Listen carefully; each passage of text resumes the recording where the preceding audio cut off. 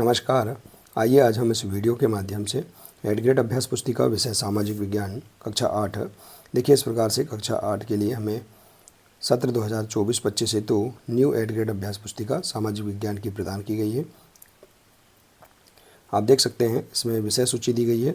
हमारा अतीत, इतिहास, इसके अंतर्गत अलग अलग अध्याय दिए गए हैं। इसी प्रकार से भूगोल, सामाजिक एवं राजनीतिक जीवन, इसके अंतर्गत भी सभी अध्याय दिए गए हैं। इन सभी अध्याय का संपूर्ण हम इस चैनल के माध्यम से आसानी से इस वीडियो के माध्यम से जानेंगे। तो आइए देखते हैं इस वीडियो के माध्यम से अध्याय 7 महिलाएं, जाति एवं सुधार। देखिए यदि आप इसी प्रकार से इसके आगे के अन्य सभी अध्याय का संपूर्ण लाभ समझना चाहते हैं तो आप हमारे इस चैनल से जुड़े रहिए और इस चैनल को सब्सक्राइब अवश्य कर लें। साथ ही बेल आइकन को प्रेस ज़रूर कर लें ताकि आने वाले नए वीडियो सबसे पहले आप तक पहुंचते रहेंगे। तो आइए देखते हैं अध्याय 7 महिलाएं, जाति एवं सुधार।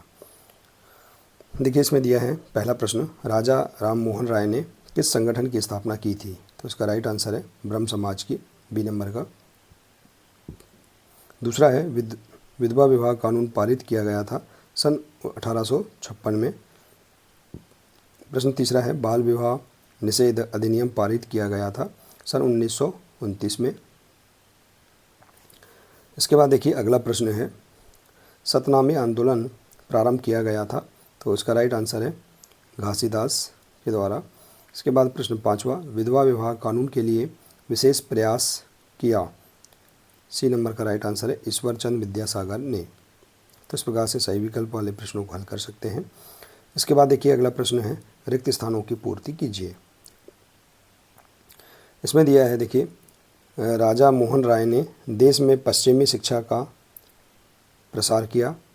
इसके बाद है बाल विवाह निषेध अधिनियम 1929 के द्वारा लड़की की विवाह हेतु आयु 18 वर्ष निश्चित की गई। यह Bengal movement Henry Louis Vivian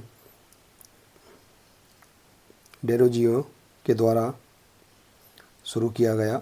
प्रार्थना समाज की स्थापना सन 1867 में बम्बई में हुई और 1829 में कानून द्वारा सती प्रथा को प्रतिबंधित किया गया। तो इस प्रकार से आप रिक्त स्थान वाले सभी प्रश्नों को हल कर सकते हैं।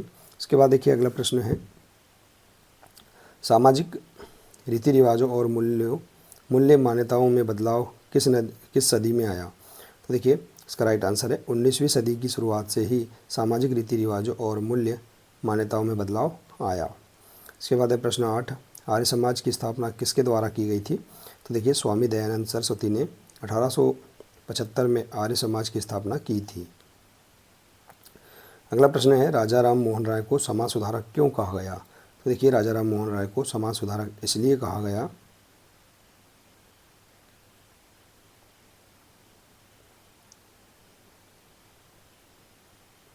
क्योंकि ये समाज के प्रति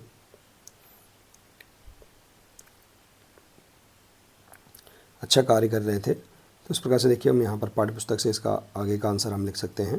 यहाँ में प्रिंट हो चुका है देखिए। इसके बाद है प्रश्न 10वां, 19वीं सदी के प्रमुख समाज सुधारकों के नाम लिखिए। तो देखिए प्रमुख समाज सुधारकों के नाम है राजा राम मोहन राय, स्वामी दयानंद सरस्वती, ईश्वर चंद्र विद्यासागर, ज्योतिबा फुले और महादेव रानाडे इत्यादि। इसके बाद देखिए अगला प्रश्न है प्रार्थना समाज के प्रमुख कार्य क्या थे? तो देखिए प्रार्थना समाज सन 1867 में बम्बई में स्थापित प्रार्थना समाज ने जातीय बंधनों को खत्म करने और बाल विवाह के उन्मूलन के लिए प्रयास किया। प्रार्थना समाज ने महिलाओं की शिक्षा को प्रोत्साहित किया और विधवा विवाह पर लगी पाबंदी के खिलाफ आवाज़ उठाई। उसकी धार्मिक बैठकों में हिंदू, बौद्ध और ईसाई ग्रंथों पर विचार विमर्श किया जाता था। इसके बाद अगला प्रश्न, महिला शिक्षा को बढ़ावा देने में किन महिलाओं का महत्वपूर्ण योगदान रहा है? तो देखिए मुस्लिम महिलाओं ने महिला शिक्षा को बढ़ावा देने के लिए अहम भूमिका अदा की। जैसे भोपाल की बेगमों ने अलीगढ़ में लड़कियों के लिए प्राथमिक स्कूल खोला। इसके बाद है 19वीं सदी के मध्य में जब लड़कियों के लिए स्कूल खोले तो लोगों के मन में क्या डर था? तो देखिए 19वीं सदी के मध्य में जब इस तरह के प्रारंभिक स्कूल खोले तो बहुत सारे लोग उनसे डरते थे। लोगों को भय था कि स्कूल वाले लड़कियों को घर से निकाल ले जाएंगे और उन्हें घरेलू कामकाज नहीं करने देंगे।